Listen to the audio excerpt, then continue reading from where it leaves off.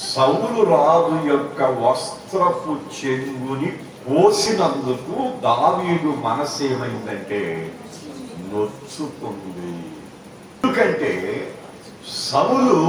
అభిషేకం పొందినవాడు, సౌలు రాజు ఆత్మతో నింపబడినవాడు,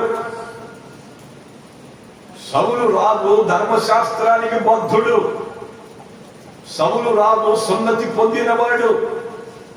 సౌలు రాజు దేవుని ద్వారా ప్రజల కొరకు ఎన్నిక చేయబడినవాడు.